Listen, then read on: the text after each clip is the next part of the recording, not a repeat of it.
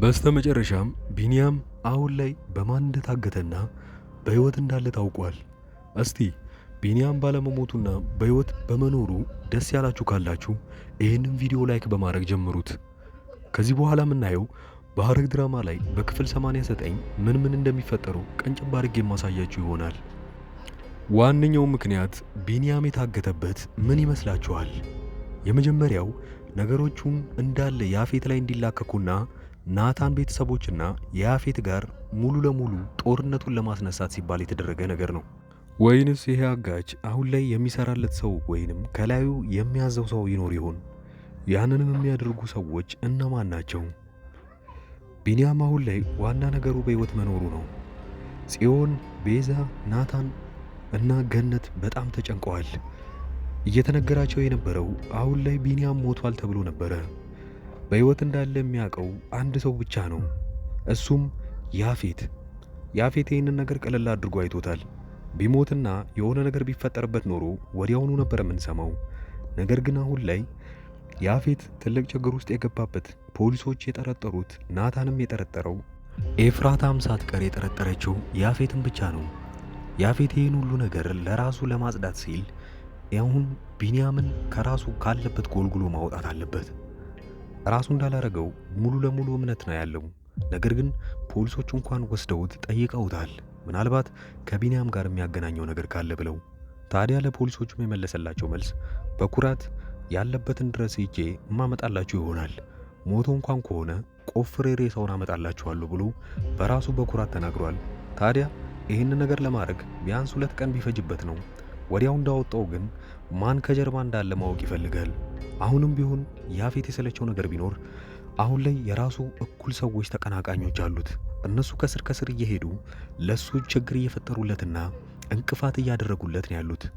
ያም ነው ከናታን ቤተሰቦች ጋር አሁን ላይ በግድ እያጋጩት ያሉት። ይህንን የሚያደርጉት ሰዎች አንደኛዋ የናታን አዲስ የያዘት ፍቅረኛ ቤተሰብ ናት፣ እናትየው። ይህንን ወጥመድ እየሰራች ያለችው ዋነኛ እሷ ናት። ምናልባት የያፌት ዘመድም ከእሷ ጋር እየሰራ ሊሆን ይችላል። ቢኒያም አሁን ላይ ዋና ተይዟል ወይንም ታግቷል የተባለበት ምክንያት ያፌት ላይ ክስ መክፈቱ ነው። ያም አጋጣሚ ሆኖ ሁሉም ሰዎች ያፌትን እንዲጠረጥሩ አድርጓቸዋል። ታዲያ እንደታሰረ ወዲያውኑ ነበረ 1 ቀን እንኳን ሳይሞላው የተፈታው። ጽዮን ምን ያህል እንደተጎዳች አይተናል። ገነት ማውራት አትችልም። በዚህ ሁኔታ ላይ እሱ በቅርቡ ተመልሶ የማይመጣ ከሆነ የገነትና የጽዮን ጉዳይ አደጋች ነው የሚሆነው። ጽዮን ራሷን አሳምናለች ሞቷል ብላ። ለዛም ነበረ በየገደሉና በየጤሻው እየፈለገችው የነበረው። እየፈለገችው ያለችው ሬሳውን እንጂ እሱ በሕይወት አለ ብላ ራሷን አሳምና እየፈለገችው አይደለም። ናታንም ቢሆን የጠረጠረው ነገር ቢኖር አሁን ለሱ የሚሰሩ ሰዎች ስላሉ፣ ናታንም በነገራችን ላይ አሁን ላይ እሱም ቦዲጋርዶች ወይንም የራሱ አብሮ አደጎቹ ግብረ አበር አለው። ያ ማለት ለሱ የሚታዘዙ ከሱ ስር የሚታዘዙለት ስራዎች የሚፈጽሙለት ሰዎች አሉት። እነዛንም ሰዎች አሰማርቷል። ያ ማለት እውነትም ቢኒያም በሕይወት እንዳለ ከሆነ ያለበት ድረስ ሄደው ፈልገው እንዲያገኙት። አሁን የያፌት ዘመድ የሚባለው ልጅ ቢኒያምን እንዳገተው አይተናል። ያም ብዙ የሚቆይ አይሆንም። ልጁ ምንም ያህል አውሬ እንኳን ጨካኝ ቢሆንም ያን ያህል ግን ለሱ የሚያደርግለት አይኖርም። ናታንና ኤፍራታ በስተመጨረሻም እናቷ ቤት ተገናኝተው ነበረ። በዛ ሰዓት ሲገናኙ ብዙም ሳያወሩ ነበረ ኤፍራታ ጥላ የወጣችው። ይሄኔ ታዲያ ናታን ፈገግታውን እያሳያት ቢሆንም እሷ ግን አስከፍተው ነበረ ከዛ ቤት የወጣችው። ይህንን ቻናል ሰብስክራይብ በማድረግ ነባሮች ደግሞ ይህንን ቪዲዮ የምትወዱትና ከሆነ እስካሁን ድረስ አብራችሁን እያያችሁ ከሆነ ላይክ ማድረጋችሁን አትርሱ። ለእኔም ማበረታቻ ነውና በቀጣይ ክፍል 88ን እኔ ቀደም ብዬ ኮሚኒቲ ፖስት ላይ ስለምለቅላችሁ እዛ ላይ ማግኘት ትችላላችሁ። እስከዛው ድረስ ግን ለእናንተም ለእኔም መልካም ጊዜ ይሁንላችሁ። የአዳዲስ ቲቪ ተከታታዮች እንኳን ደህና መጣችሁ። ወደዚህ ቻናል ከመጣችሁ እናንተ ተከታታይ ድራማ ይመቻችኋል ማለት ነው። ከተከታታይ ድራማ ውስጥ ኢትዮጵያ ውስጥ ሆኖ አሁን ላይ በጣም አሪፍ እይታ ያላቸውና አሪፍ ተቀባይነት ያላቸው ድራማዎች 4ቱን ልንገራችሁ። የመጀመሪያው ጽናት ነው። ሁለተኛው ሐረግ፣ ዮአዳን እና ክህደት ናቸው። የእነዚህን ተከታታይ ድራማዎች ካልጀመራችኋቸው እኔ አጠር ያለች ማብራሪያ ስለነሱ ሰጥቻችሁ ደስ ያላችሁን ድራማ እናንተ ትጀምሩታላችሁ።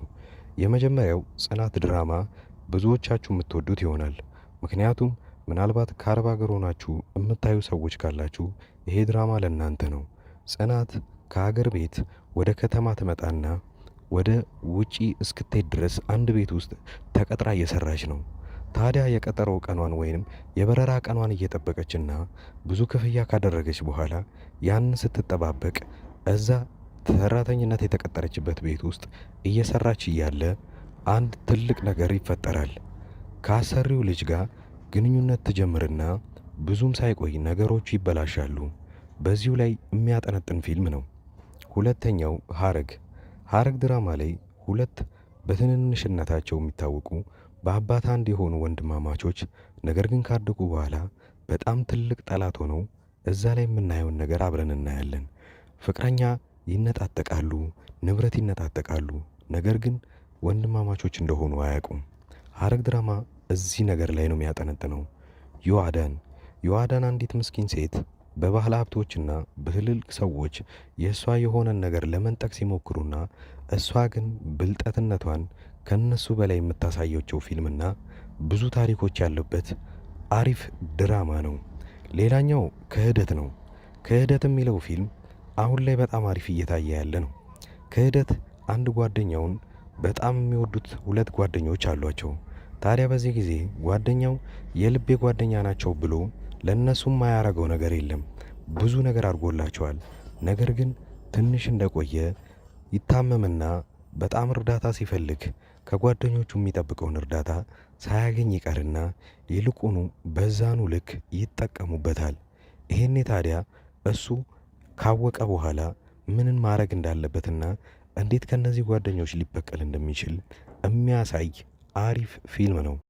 አሪፍ ጥራትና አሪፍ ኳሊቲ ተደርጎበት ካራክተሮችም በጣም አሪፍ የሆኑና የሚያጓጓ ፊልም ሐረግና ክህደት ናቸው። ሁለቱ ፊልሞች ምንም አይነት ንዝናዜ ምናምን ሳይበዛባቸው ወሬም ሳይኖራቸው ቀጥታ ምንም አይናችሁን ሳትነቅሉ የምታዩት ፊልም ነው። ሌላኛው ጽናት የሚለው ፊልም ታሪኩ አሪፍ ሆኖ ነገር ግን ብዙ ወሬዎች ስለሚበዙበት ምናልባት ፊልሙ ሊሰለቻችሁ ይችላል። ነገር ግን ፊልሙ እንደዛ የሚሰለቻችሁ ከሆነ እኔ በየጊዜው የእያንዳንዱን ክፍሎች እንደዚሁ አይነት በትረካ መልክና እናንተን ለጥያቄ ያተሳተፈ ለመልስም አስተያየት እንደሰጡበት አድርጌ አንዳንድ ቪዲዮ ለእያንዳንዱ ክፍል እሰራለሁ። የዮአዳን ድራማ ብዙ ሰዎቹ ስትጀምሩት በጣም አሪፍ ድራማ ነበረ። እስከ ክፍል 40ና እስከ ክፍል 45 ያለውን ድረስ ብዙዎቻችሁ በጣም አሪፍ አድርጋችሁ ስታዩት ነበረ። ከክፍል 45 በኋላ የዳይሬክተሩ አቅጣጫ ፊልሙን ስለቀየረው ብዙዎቻችሁ ጠልታችሁትና የጥንቆላ ስነ ስርዓትን እያስገባችሁበት እኛ ከዚህ ምን መማር አለብን የሚለውን ካያችሁ በኋላ ለተከታታይ 2 ሳምንታት ፊልሙ ሳይለቀቅ ስለቆየ ረስተውት በዛው ትታችሁት ነበረ። ነገር ግን አሁን ተመልሳችሁ እንድታዩበት እምመክራችሁ አንድ ነገር አለ። ዮአዳን ድራማ ላይ አሁን ዮአዳንና ሳሚ ፍቅረኛሞች ሆነዋል። እዛ ቤት ውስጥ ያለ ወላጅ እየኖሩ ነው ያሉት። ምን ሊያጠፉ ይችላሉ፣ ምን ሊደረግ ይችላል የሚለውን አብረን የምናየው ይሆናል። እዛ ላይ ሂሩት የምትባል አንዲት መጥፎ ሆና የምትተውን ልጅ እዛው አካባቢ ላይ እብደትን ተከናውና ነገር ግን ጤነኛ ሆና እሷ እንዳትታሰር እያየችው ያለውን ስቃይ አሁን ላይ ማየት ይኖርባቸዋል ብዬ አስባለሁ። አዳዲስ የጀመሩ ተከታታይ ድራማዎችንና አሪፍ የሚባሉ ፊልሞችን በዚሁ ላይ በአንድ ድምፅ አድርጌ በጥሩ ሁኔታ ተርኬ የማቀርብላችሁ እኔ ዙበይር እባላለሁ። የቻናሌም ስም አዳዲስ ይባላል። እኔን ለማበረታታት ሰብስክራይብ ማድረጋችሁን አትርሱ። በቅርቡ 50 ሺህ ምንገባ ይሆናል። አሁን ላይ 40 ቤት እንዳለን አትርሱ። ስለዚህ እባካችሁ አዳዲሶች ሰብስክራይብ በማድረግ በማበረታታት 50 ሺህና ከዛ በላይ እናርገው። የእኔ ቤተሰቦች አብራችሁኝ ስላያችሁ ከልብ አመሰግናለሁ።